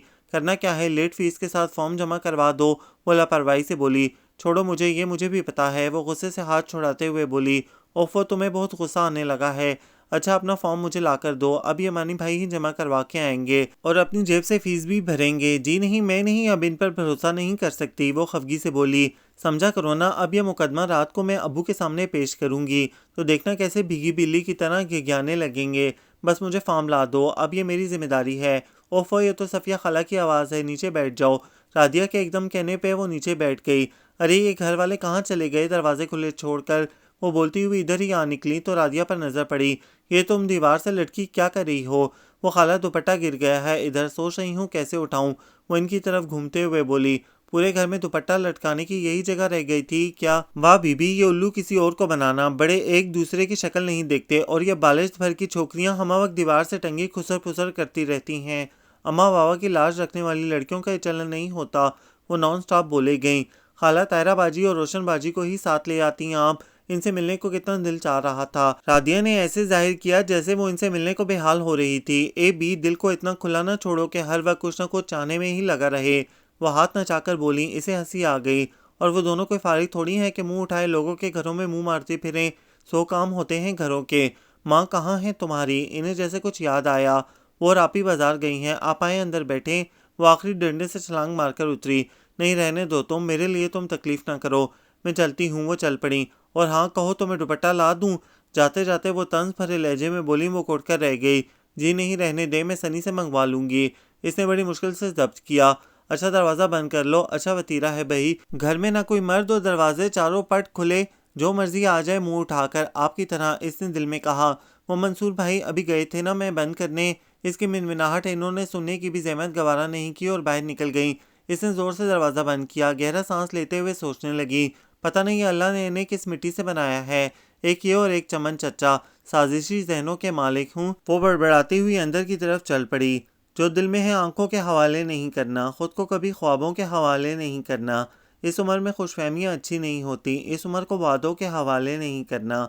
फिर वाकई राधिया के कहने के मुताबिक मंसूर भाई को ना सिर्फ इसके फॉर्म जमा करवाने जाना पड़ा, बल्कि फ़ीस भी अपने पल्ले से अदा करनी पड़ी। और चचा अब्बू से डांट अलहदा पड़ी। इसे बेहद खुशी हुई। चचा अब्बू को अभी भी इसका कितना ख्याल था। फिर कॉलेज शुरू हो गई, ज़िंदगी बेहद मसरूफ़ हो गई। सुबह कॉलेज जाने से पहले अम्मी के साथ काम करवाना, अगरचा सफाई वाली आती थी, मगर फिर भी वो काफ़ी काम अपने हाथ से करके जाती। फिर दोपहर में आकर खाना और सोना, फिर शाम में पढ़ना, रात का खाना बनाना। अब तो इन्हें दीवार पर लटकने का भी टाइम नहीं मिलता था। कॉलेज में भी ज़्यादा फुर्सत न मिलती। राधिया के फिजिक्स के लंबे लंबे और बोर्ड प्रैक्टिकल्स और उनकी ढेरों ढेर रीडिंग्स, वो इसका इंतज़ार करते करते उकता जाती तो इसे कोसने लगती कि इसने ये मजमून क्यों ना छोड़ दिया। स्टैटिस्टिक्स रख लेती, कम से कम इन प्रैक्टिकल्स से तो जान छूट जाती। और इसमें जो इतने लंबे लंबे डेटास होते हैं वो कौन हल करता? वो आराम से कहती, मैं कर देती। वो जलकर बोलती, कम से कम मैं ख्वार तो ना होती यूँ। अहमद भाई छुट्टियों में स्नोफॉल देखने मरी चले गए। समीन आपी ने यूनिवर्सिटी में एडमिशन ले लिया। टीपू और सनी के भी सालाना इम्तिहान नज़दीक थे। वो भी अब क्रिकेट भूल भाल कर पढ़ाई में मगन हो गए थे। इनका अपना थर्ड ईयर इतनी जल्दी जल्दी गुजरा कि इन्हें पता भी न चला कि कब इम्तिहान सर पर आ गए। पोपो एक बार भी दोनों घरों में ना आई। वो पक्की पक्की नाराज थी दोनों भाइयों से, और दादाजी दोनों घरों में पेंडुलम की तरह 15-15 दिनों के लिए आते जाते रहते। खाला सफिया भी हैरत अंगेज तौर पर गायब थी। चमन चचा एक दो बार आए, मगर जमाल साहब ने इन्हें मुंह ना लगाया तो अब वो भी नहीं आते थे। इसी दिन और रात की भाग दौड़ में इनके एग्जाम्स आए भी और गुजर भी गए। इन्होंने सुकून का सांस लिया। मंसूर और साथ के फाइनल करीब थे। दोनों घर पर कम ही टिकते थे। कंबाइन स्टडी के लिए दोस्तों की तरफ इकट्ठे होते। आज वो कितने दिनों के बाद अपनी पसंदीदा जगह पर आकर खड़ी हुई थी। अगरचा मई का पहला हफ्ता था, मगर डूबता हुआ सूरज भी खूब दहक रहा था। बाहर का मौसम दम तोड़ चुका था। लंबी लंबी सुनसान दोपहरों का आगाज हो चुका था। देखो भाई, ये शम्स मुझे बहुत तंग कर रहा है। रादिया पेशानी पर हाथ का छज्जा बनाते हुए बोली। सजर एक लम्हे को तो हैरान हुई, फिर मुस्कुराते हुए बोली, तुम्हें शम्स तंग कर रहा है और मुझे खुर्शीद जज कर रहा है। फिर दोनों जोर से हंस पड़ी। फिर ये कि या तो तुम कूदो या मैं कूदूं। तुम ही कूदो, क्योंकि अम्मी पुप्पो की तरफ गई हुई हैं और घर अकेला है। ये जंगल अकेला तो सुना था, घर अकेला। अच्छा चलो मारो छलांग, फिर मैं आऊं। रादिया तपती हुई दीवार पर टांगे लटका कर बैठ गई। वैसे यार, किसी दिन हम दोनों में से किसी की कोई हड्डी वड्डी टूट गई ना, तो किसी का कुछ नहीं जाएगा। हम बैठी की बैठी रह जाएंगी। दोनों लाउंज में आकर बैठ गईं। चाय पियोगी? सज्जन ने पूछा। इतनी गर्मी में चाय पिलवाकर तुमने तेल निकलवाना है ना बाबा? इसने साफ इनकार किया। तो फिर तुम्हारी तवाज़ा और किस तरह करूं, क्योंकि फ्रीज़र में सिर्फ एक कोल्ड ड्रिंक है, यानी तुम पियो और मैं तुम्हारा मुंह देखूं। वह साफ गोई से बोली। बड़ी कमीनी हो, चलो आधी आधी पी लेंगे, फिर बाद में चाय बनाएंगे। सजर कोल्ड ड्रिंक और 2 ग्लास ले आई। आधी आधी डालकर दोनों घूंट घूंट पीने लगी। तुम्हारे पेपर्स कैसे हुए? राजिया ने टांगे समेट कर सोफे पर रखते हुए कहा। बहुत अच्छे, सजर ने इत्मीनान से जवाब दिया। और तुम्हारे? Like you. छोड़ो पेपर्स को। ये ताई अम्मी किस लिए गई हैं पुप्पो की तरफ? पता नहीं, वैसे काफ़ी अरसे से गई नहीं थी। मेरे पेपर्स की वजह से रुकी हुई थी। और ज़िया अंकल भी इन दिनों ठीक नहीं है ना? चची अम्मी नहीं गई इन्हें देखने? नहीं। इसने ग्लास साइड टेबल पर रखा। अहमद भाई की सुनाओ, इनका फ़ोन नहीं आया? कोई आया था, कह रहे थे अगले माह आएंगे, मगर मुझे नहीं लगता कि वो आएंगे। सजर कलेजा याज भरा था। क्या ये हालात से फरार नहीं? इस तरह तो हालात कभी भी नहीं सुधरेंगे। हाँ, मगर हम क्या कर सकते हैं जब किसी को परवाह ही नहीं? सजर ने कहा। खैर, परवाह तो बहुत है सबको, वरना। वो चुप हो गई। पता है रादिया, कभी कभी मुझे लगता है कि हमारे बड़े हमसे कोई टोपी ड्रामा खेल रहे हैं। सजर सीधी होकर बैठते हुए बोली। क्या मतलब? वो हैरानी से बोली। देखो ना, मुकम्मल खामोशी। बज़ाहिर लड़ते भी नहीं और बाहम मिलते भी नहीं। चची अम्मी के पट्टों में दर्द हुआ तो अम्मी ने मामू से तेल मंगवा कर मेरे हाथों में भिजवाया, जो वो हमेशा मंगवाती हैं। फिर जब लड़ाई हुई थी तो चमन चाचा हर वक्त अबू जी के साथ लटके नजर आते थे। क्या घर क्या दफ्तर। और अब वो आते हैं तो अबू कहलवा देते हैं मैं घर पे नहीं हूँ। ये सारा किया धरा इसी बड़े मियाँ का है। ना वो इतने इसरार से रकम मांगते और अबू के कान भरते, ना अबू चचा अबू पर शक करते। सजर बोलती चली गई। और तुम्हें पता है, सफ़िया खाला इस रोज़ नैयर आंटी को अपने घर ले गई थी। इन्हें अपनी चिकनी चुपनी बातों में ऐसा उलझाया कि रोशनबाजी और तायराबाजी का रिश्ता इसी घर में करवाने पर रजामंद हो गई जो लोग हमारे घर आए थे। बस आजकल में कार्ड आने वाला है। रादिया ने इंकिशाफ किया। वाकई? तुम्हें किसने बताया? वो हैरानी से बोली। अम्मी ने। इन्हें बहुत गुस्सा आया था। अब इन पर सफ़िया खाला की असलियत खुली है। अब वो आइन तो अम्मी ज़्यादा मुंह नहीं लगाती। सभी अपनी जगह थोड़ा थोड़ा पछता रहे हैं, मगर कोई अपनी अना का सर कुचल कर आगे नहीं बढ़ता। दादाजी ने भी चुप साध ली है। हाँ, अगर वो चाहें तो झट से सुलह हो जाए। ऐसा ही होगा इंशाल्लाह। तुम देखना, चलो आओ चाय बनाते हैं। सजर उठते हुए बोली। इतनी गर्मी में किचन में नहीं जाऊंगी मैं। तुम्हारे घर मेहमान आई हूँ, तुम ही बना कर लाओ। रादिया सोफे पर ढेर हो गई। सजर इसे बस गुस्से से देखकर रह गए और चाय बनाने चल पड़ी। आओ आओ साथ बेटा, अंदर आ जाओ, इतनी गर्मी है तोबा। ताई अम्मी की आवाज़ सुनते ही वो सटपटा गई। चप्पल पाँव में अड़स कर खड़ी हो गई, मगर इतनी देर में दोनों अंदर आ चुके थे। ओहो, दिन में पहली बार चांद को निकलते देखा है।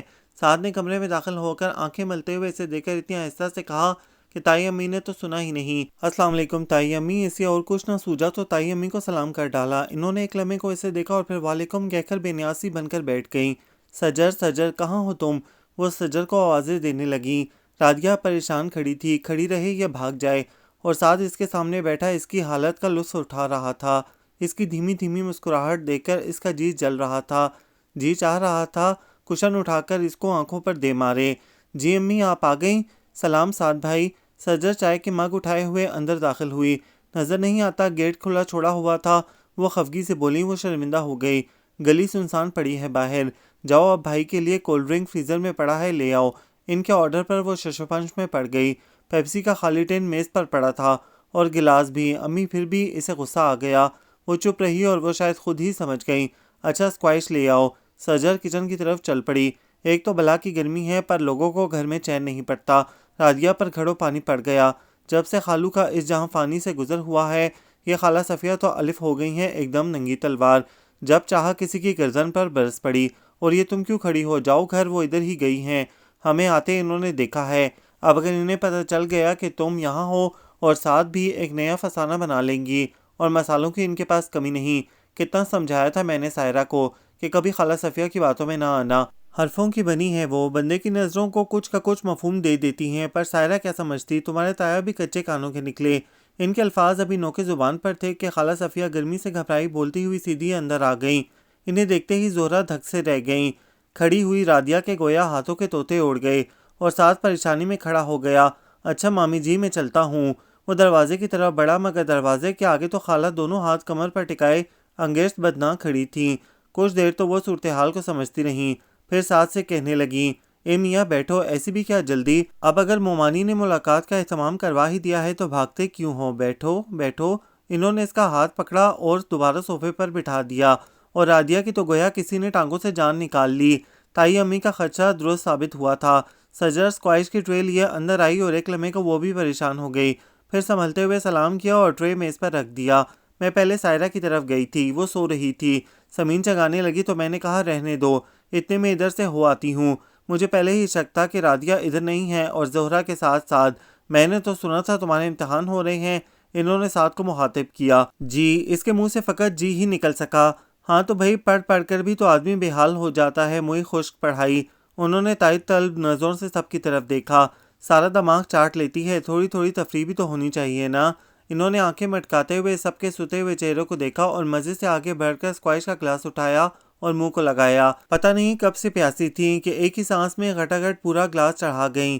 हाँ तो भाई, हम तो खुद चाहते हैं सब हंसी खुशी रहें, पर जब बड़े मिलना ना चाहें तो ये छोटों का छुप छुप कर मिलना बड़ों के मुंह पर कालिक मलने के बराबर है।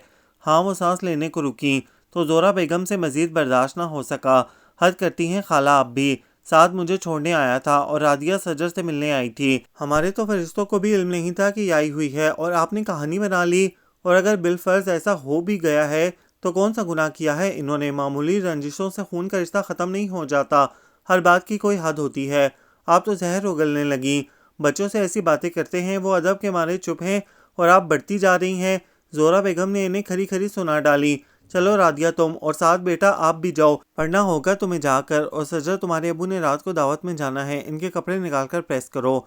उन्होंने लम्हों में सबको तितर बितर कर दिया। इनका मूड सख्त ऑफ था। और खाला, आपको कोई काम है, क्योंकि मेरे सर में दर्द है, मैं कुछ देर आराम करूंगी, आप बुरा ना मानिएगा। उन्होंने बेजारी से कहते हुए चादर तय की और उठने को पर तोलने लगी। ए भी, हम भी कोई फारिग नहीं है। शाबाश, बड़ी अच्छी खातिर की है घर आए मेहमान की तुमने। ऐसी ही तरबियत की होगी बच्चों की भी तुमने। ये कार्ड रख लो, अल्लाह रखे मेरी बच्चियों की शादी का है। जी चाहे तो आ जाना, वरना सलाम अलैकुम। इन्होंने कार्ड पटक कर मेज़ पर इनके आगे फेंका। चादर का पल्लू खींचकर सर पर डाला और खटाक से बाहर निकल गईं। जोरा जमाल ने इनके निकलते ही कब का रुका हुआ सांस खारिज किया और वहीं सोफे पर आड़ी होकर लेट गईं। एक नया शाखसाना छिड़ गया। उन्होंने सोचा, इल्ज़ाम अपनी मौत का मौसम पे क्या धरूं, मेरे बदन में मेरे लहू का फसाद था। फिर इनका रिजल्ट आ गया। रादिया की फर्स्ट और सजर की सेकंड पोजीशन आई। दोनों बहुत खुश थीं। एक दूसरे को गिफ्ट देकर इन्होंने इस खुशी को सेलिब्रेट किया था। सजर को चचा अबू की तरफ से किताबों का सेट भी मिला था, वो बहुत खुश थी।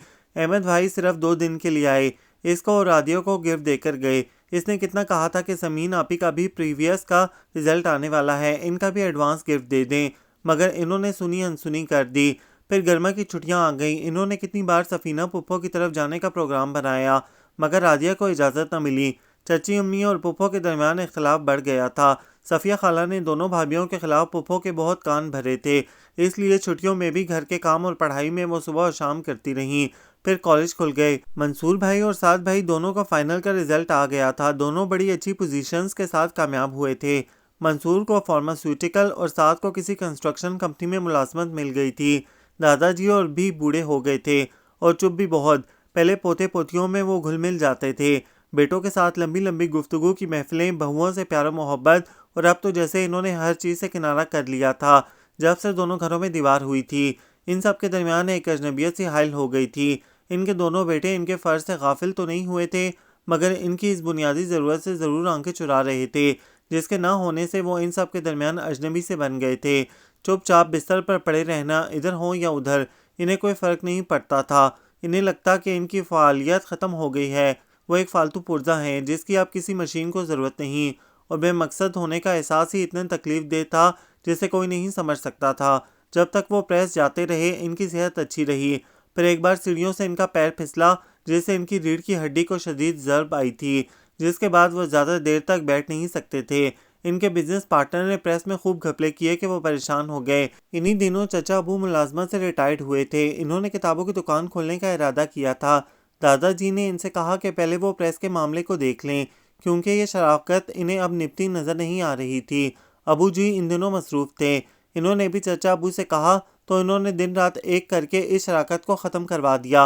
अगरचा इन्हें इतनी ज़्यादा रकम नहीं मिली थी, फिर भी दादाजी ने शुक्र अदा किया और रकम चाचा अबू को अपने पास रखने को कहा। फिर चाचा अबू ने शॉप खोल ली। चमन चाचा अबू के पास गए और चाचा अबू के खिलाफ इनके कान भरे कि इन्होंने दादाजी की सारी रकम अपनी दुकान में लगा ली है। हालांकि चाचा अबू ने अपनी रिटायरमेंट के बाद मिलने वाले पैसे को दुकान में लगाया था। फिर अबू जी इनसे अपने हिस्से की रकम मांगने चले गए, हालांकि इन्हें पैसों की ज़रूरत ना थी। चाचा अबू को गुस्सा आ गया। इन्होंने कहा कि इस रकम में सफ़ीना पुप्पो का भी हिस्सा है। दादाजी हैरत से कंग रह गए। इन्हें यूं लगा कि वो जीते जी मर गए हैं और इनके बेटे गधों की तरह इनकी लाश को नोच रहे हैं। महज रुपए की खातिर दोनों बेटों को लड़ते देखकर इन्हें बेतना दुख हुआ। फिर चाचा अबू ने मंसूर भाई के लिए सजर को मांग लिया तो अबू भड़क उठे। वो कहने लगे कि तुम्हारी नीयत में फतूर आ गया है, तुम सजर का रिश्ता मांग कर मुझे कमज़ोर करना चाहते हो। चाचा अबू ने कहा कि ऐसा नहीं है, मैं तो शुरू से ऐसा चाहता था। अबू कहने लगे अगर ऐसा चाहते थे तो फिर पहले क्यों ना कहा, मैं अहमद का रिश्ता समीन से ना करता। ये सुनकर चाचा अबू और चची अम्मी को पतंगे लग गए। इन्होंने समीन आपी का रिश्ता देने से साफ इनकार कर दिया और यूं इनकी बचपन की मंगनी पल भर की गलतफहमी की नज़र हो गई।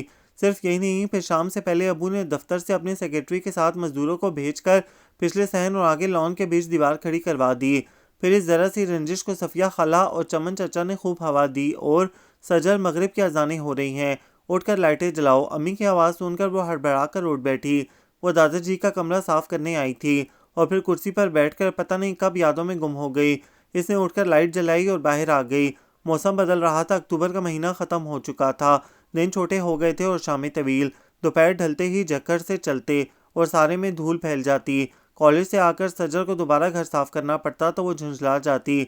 अम्मी क्या मुसीबत है, सुबह सारी डस्टिंग करके गई थी, अब फिर तो बेटा रहने दो ना, हल्कान हो। मौसम जो बदल रहा है, 2-4 रोज़ में ठीक हो जाएगा। बशीरा सुबह आकर करेगी सब। जोहरा बेगम ने प्यार से कहा। नहीं मैं कर लेती हूँ, वो कहते हुए सफाई में जुट गई। फिर फारिग होकर चाय का कप लेकर इनके पास आ बैठी। इन्होंने इसे घूर कर देखा। ये तुम फिर चाय ले आई? अभी कॉलेज से आकर तो पी थी। आप खुद ही तो कह रही थी मौसम बदल रहा है, ठंड में तो ज़्यादा चाय पीते हैं। इसने मज़े से चुस्की ली। गर्मियों में तो तुम जैसे हड़ताल कर देती हो ना। पूरे हफ्ते की छुट्टियां हैं, कॉलेज में गेम्स हो रहे हैं, स्पोर्ट्स डे आने वाला है ना। मैं तो बोर हो गई हूँ अम्मी, कहीं चलें? इसने लाड़ से बाजू उनकी गर्दन के गिर्द हमायल करते हुए कहा। जाना कहाँ है, बुख्तियार भाई की तरफ चली जाओ। शिंदरा भी फारिग है आजकल। ना बाबा, आपकी ये आधी अंग्रेज़ आधी पाकिस्तानी भतीजी मुझे हजम नहीं होती। CNN की रिपोर्टों और फैशन शूज़ का मलगूबा, इसने बुरा समूह बनाते हुए कहा। जोहरा बेगम ने इसके हाथ झटक कर परेग किया। सारा मैका पढ़ा लिखा है, अकेली शिंदरा नहीं। और तुम तो ददियाल की दीवानी हो। इन्हें गुस्सा आ गया। जी, और हमारा सारा ददियाल तो जैसे अस्तबल में सोता है, हमें तो अलिफ बे की पहचान नहीं। फिर इन्हें घूरते देखकर बोली। अम्मी, पढ़े लिखे होने का ये मतलब नहीं कि आदमी अपनी औकात, मेरा मतलब है अपनी मौशरत भूल जाए। वो गड़बड़ा कर बोली। अच्छा सफीना की तरफ चली जाओ, लैला तो तुम्हें पसंद है। वो हनूस खफगी से बोली। पसंद तो वो हैं, पर वो समीन आपी के मिजाज की हैं। सोच सोच कर बोलती हैं। जितनी देर में जवाब देती हैं इतनी देर में बंदा बाजार का चक्कर लगा आए। इसने कप मेज़ पर रखते हुए मज़े से कहा। तुम थकी नहीं, इतना काम किया है, सो जाओ जाकर। जोहरा बेगम चिढ़ गईं। इस वक्त तौबा करें अम्मी, दादाजी कहते हैं इस वक्त सोने से नहूसत होती है। इसने कानों को हाथ लगाया। और तुम्हारे जागने से मेरा दिमाग खाली हो रहा है। अच्छा जाओ मेरा बेटा, रादिया से बातें कर लो, मेरी जान छोड़ो। उन्होंने बाकायदा हाथ जोड़ दिए। आप इतना मजबूर करती हैं तो चली जाती हूँ। अब खाना आप खुद ही बनाइएगा, कहती हुई वो बाहर निकल गई। मेज़ पर चढ़कर इसने इधर देखा तो समीन आपी पौधों को पानी दे रही थी। सलाम आपी, इसने सलाम झाड़ा। वालेकुम सलाम, समीन ने मुस्कुराकर जवाब दिया। इतना अच्छा मुस्कुराने में तो काफ़ी टाइम लगता होगा, इसने बेवकूफ़ी से पूछा। नहीं, कभी कम भी लग जाता है। इन्होंने इसकी हौसला अफजाई की। मुझे लगता है तुम बोर हो रही हो। वो इसे समझती थी। यूनिवर्सिटी कैसी जा रही है आपकी?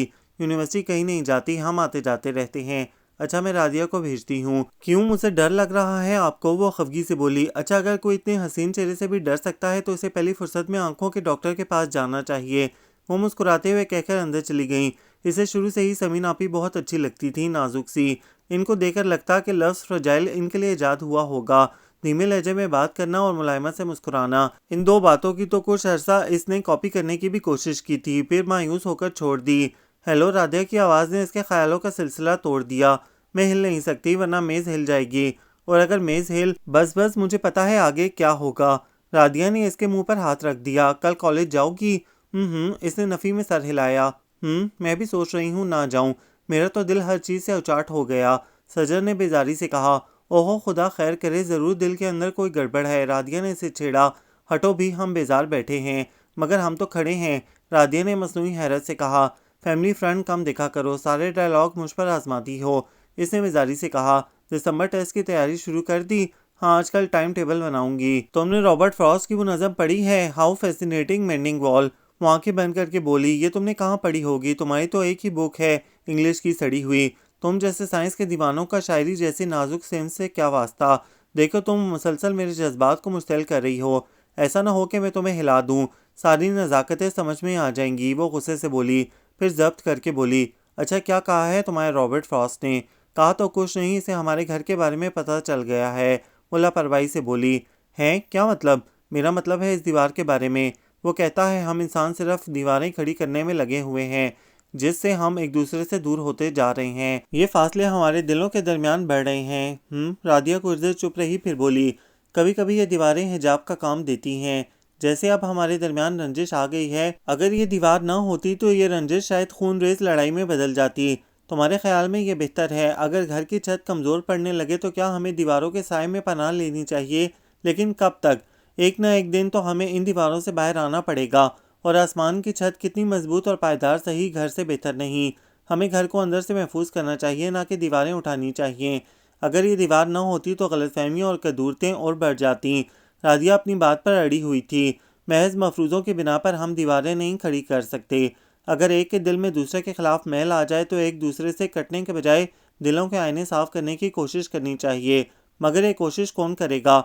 हम करेंगे, बल्कि कर रहे हैं। दोनों घरों में एक दूसरे के हक में एक एक वोट तो मौजूद है, और मिल्टन कहता है they also serve who wait and stand. वो भी खिदमत करते हैं जो खड़े रहते हैं और अपनी बारी का इंतज़ार करते हैं। हमारी नीयत साफ़ है और अमाल का दारोमदार नीयतों पर है। इसकी आवाज़ खनकदार और लहजा पुरजोश था। आज तुम्हारी तैयारी बहुत अच्छी थी, मगर मैं बगैर तैयारी के आ गई थी। चलो कोई बात नहीं, नेक्स्ट टाइम यार, जिंदा सोबत बाकी। वो खुशदिली से बोली। चलो ठीक है, कल छुट्टी मारेंगे, बाकी बातें फिर, नमाज का टाइम हो गया है। अच्छी बात है बाय। राधिया नीचे उतर गई। वो कुछ देर खड़ी आसमान के किनारों पर फैली शफक को देखती रही। कितना अजीब वक्त होता है शाम का भी। डरा देने वाली उदासी सारी फिजा में जैसे रच जाती है। हर तरफ मबहम सा सन्नाटा फैल जाता है। जब दोनों समय मिलते हैं, जब चिराग जलते हैं, यादों के समंदर में दुख के बाद बांध खुलते हैं। वो फजर की नमाज पढ़कर फिर सो गई। 8 बजे के करीब टीपू ने इसे झंझोड़ कर उठाया। आप ही कॉलेज नहीं जाना, 9 बज रहे हैं। इसकी सुई हमेशा 1 घंटा आगे रहती थी। नहीं जाना, जाओ तुम स्कूल। इतनी अच्छी नींद आई हुई थी, लेकर उठा दिया। नींद से बोझल आंखों को इसने मुश्किल से खोलते हुए इसे डांट पिलाई। नींद को बुलाना क्या मुश्किल है, लेटें और आंखें बंद कर लें, नींद आ जाएगी। अच्छा, मैं तो चलता हूँ, वो अहमद भाई आए हुए हैं रात से, खुदा हाफिज। कहता हुआ वो बाहर निकल गया। वो छलांग मारकर बिस्तर से उतर आई। भाई आए हुए हैं और मुझे किसी ने बताया ही नहीं। बड़बड़ाते हुए इसने वॉशरूम का रुख किया। अहमद भाई इसे नाश्ते की मेज़ पर ही मिल गए। अस्सलाम वालेकुम भाई, आप कब आए? खुशी इसके लहजे से होएदा थी। वालेकुम सलाम गुड़िया, कैसी हो? तुम बहुत सोने लग गई हो, ढोल बन जाओगी। मैं रात को आया था। उन्होंने अखबार लपेटकर परे रखते हुए इसे छेड़ा। चले, मैं ढोल बन गई तो आपकी शादी में काम आऊंगी। क्यों अम्मी? इसने दूध का जग लाती जोरा बेगम की तायद चाहिए। ये शादी के लिए राजी हो तब ना। वो कुर्सी घसीट कर बैठ गईं। शादी पर तो अब इनके बड़े भी तैयार होंगे। बड़ों ही को तो तैयार करना है, हम तो कब से तैयार बैठे हैं। उन्होंने इसकी तरफ झुक कर कहा। तो ठीक है, देर किस बात की है, बस आप मैदान छोड़कर भागिएगा नहीं। इसने हाथ आगे किया। ए लड़की, अगर फौजी जवान भी मैदान छोड़कर भागने लगे तो फिर तुम जैसों का तो अल्लाह ही हाफिज। इन्होंने इसके हाथ पर हाथ रखते हुए कहा। ये क्या वादे वईद हो रहे हैं सुबह सुबह। जमाल साहब दफ्तर के लिए तैयार होकर आए तो इन्हें हाथ मिलाते देखकर बोले, कुछ नहीं अब्बू, ये चुड़ैल कह रही थी इस बार मेहनत नहीं कर सकी, इसलिए इम्तहानों में निकलना मुश्किल लग रहा है, आप मदद करेंगे। मैं इसी कोशिश का वादा कर रहा था। अहमद ने सफाई से झूठ बोला तो वो घूर कर रह गई। मैं पहले ही इससे कहता था, मजमून ना बदलो, बहुत मुश्किल हो जाएगी। जमाल साहब सर समझ बैठे। वैसे बेटा, अगर ऐसी बात है तो तुम कोई ट्यूशन रख लो। इन्होंने कुछ परेशान होकर इसे कहा। अबू, आप भी भाई की बातों में आ गए। वो रूहानसी हो गई।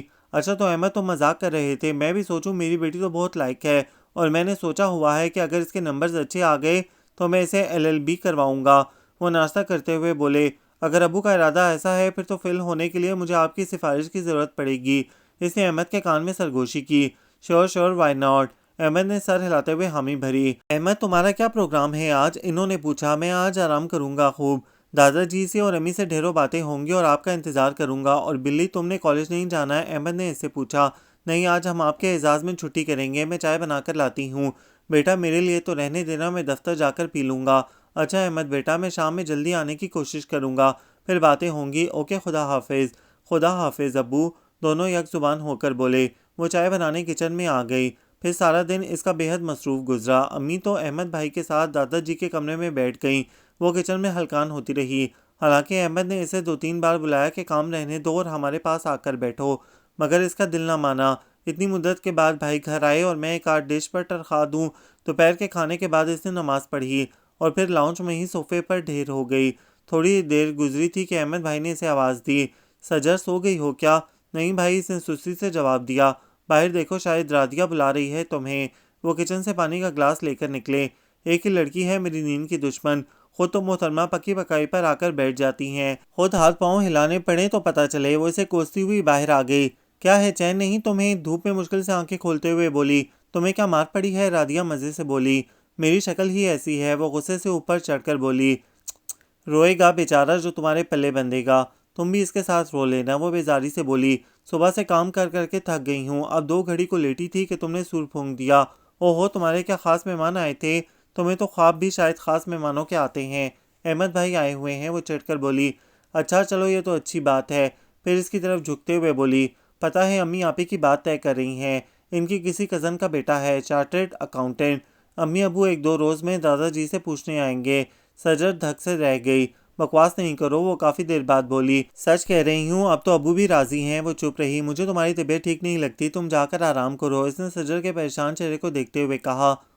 ठीक है। सजर खामोशी से नीचे उतर गई। राधिया कुछ हैरान तो हुई, मगर फिर इसकी कैफियत को समझते हुए वो भी नीचे उतर गई। रात के खाने के बाद वो बहुत थक गई थी। कुछ तो राधिया की बताई हुई बात का सदमा और कुछ थकावट। अबू और अहमद भाई तो स्टडी में जा बैठे थे। टीपू दादाजी के पास था और अम्मी ईशा की नमाज़ पढ़ रही थीं। वो सोने का इरादा करके उठी ही थी कि टीपू आ गया। आप ही कॉफ़ी बनाकर स्टडी में दे आए, मैं सोने जा रहा हूँ।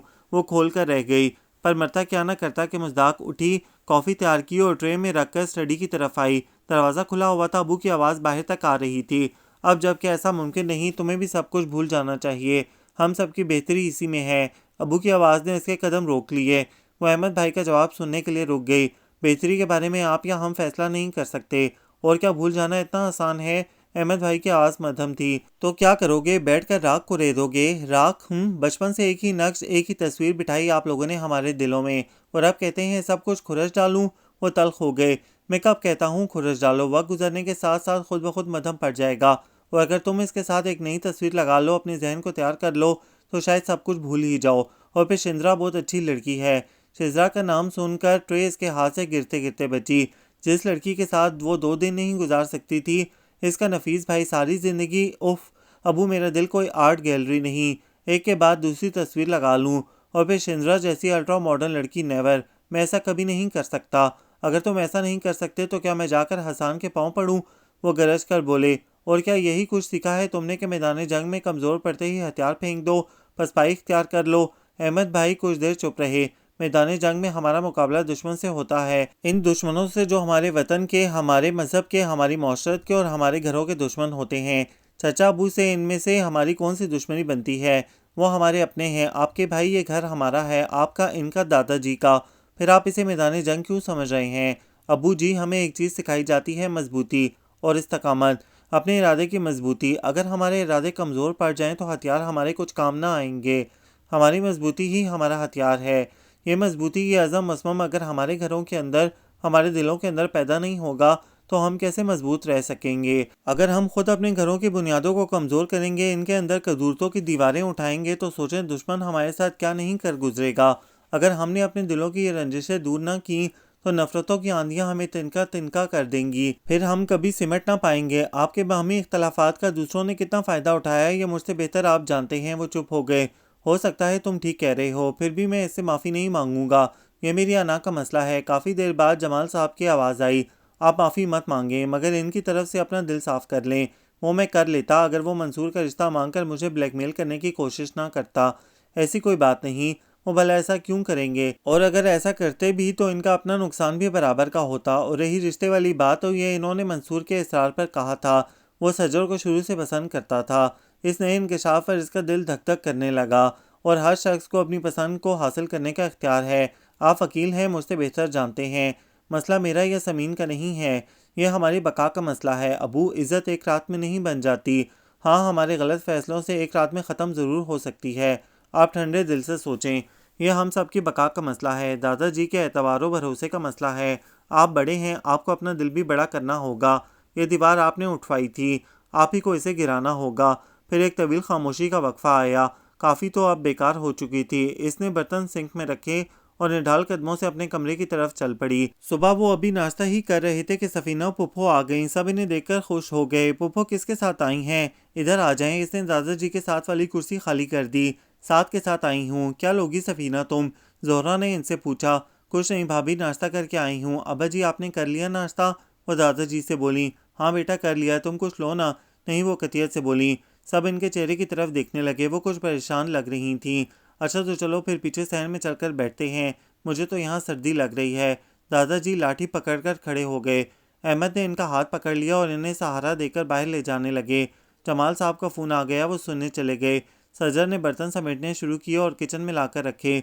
अब्बा जी, मुझे बताएं मैं क्या करूं? मेरी तो जान अजाब में आई हुई है। सफीना पुप्पो रो देने को थी। आखिर हुआ क्या है? अभी कुछ होना बाकी है? कोई कसर तो छोड़ी नहीं दोनों भाइयों ने कुछ करने में।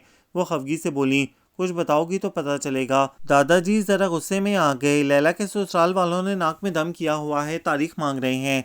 तो कैसे दे दूं उन्हें तारीख? लैला के बाद मेरा घर कौन संभालेगा? चलें, इसकी भी खैर है।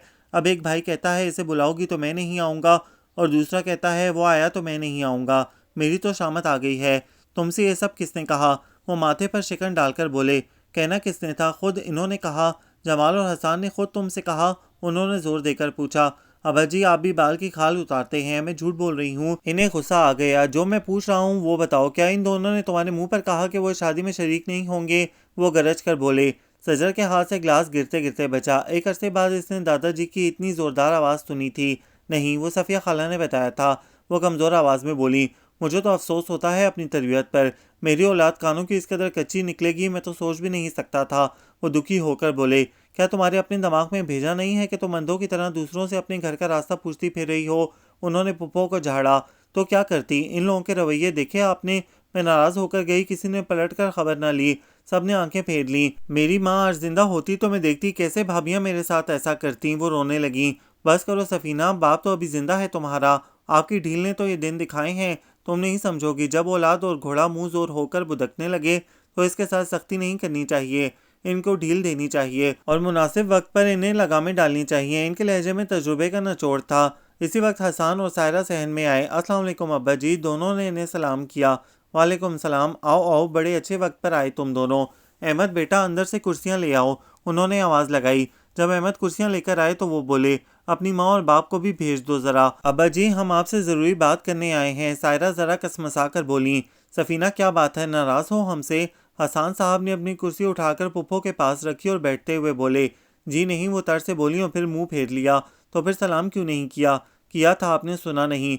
सफीना पुत्र भाइयों से सीधे मुंह बात करते हैं। अभी तो माँ को याद कर रही थी। इसके सामने भला तू ऐसे भाई से मुंह फेर सकती थी? दादाजी ने इन्हें शर्मिंदा किया तो वह सीधी होकर बैठ गईं। जी अब्बा जी, आपने बुलवाया? जमाल साहब जोरा बेगम के साथ आते हुए बोले। हाँ आओ बैठो। हाँ तो सायरा बेटी, तुमने और हसान मियाँ ने क्या बात करनी थी? अब क्या बात करें? सायरा ने बुरा सा मुंह बनाते हुए कहा। हम चले जाते हैं, आप बात कर लें। जमाल अहमद भड़क कर खड़े हो गए। बैठ जाओ जमाल, मैंने तुम्हें बुलाया है, दादाजी जोर से बोले। वो अब्बा जी, आपको तो पता है अच्छे रिश्ते मिलते कहाँ हैं आजकल। सायरा बानो ने तमीद बांधी। समीन का बड़ा अच्छा रिश्ता आया है, वो मेरी मामूजात होती है सुरैया, इनका बेटा है खावर।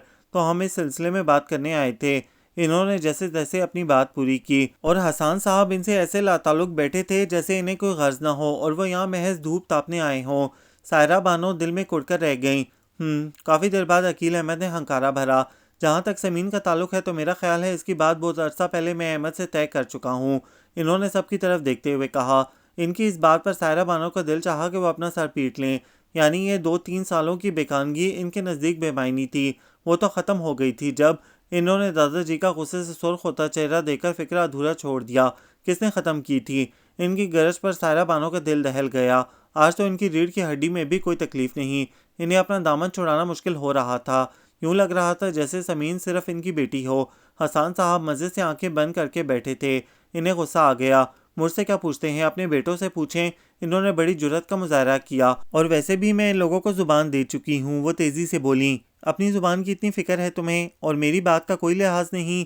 अगर बात का ताल्लुक मुद्दत से है तो मैंने इस वक्त ज़ुबान दी थी जब समीन पैदा हुई थी, और अगर ज़ुबान का ताल्लुक मोतबरी से है तो मुझसे बढ़कर कौन मोतबर है मेरी जगह जो ज़ुबान देगा इस ख़ानदान में। बोलो।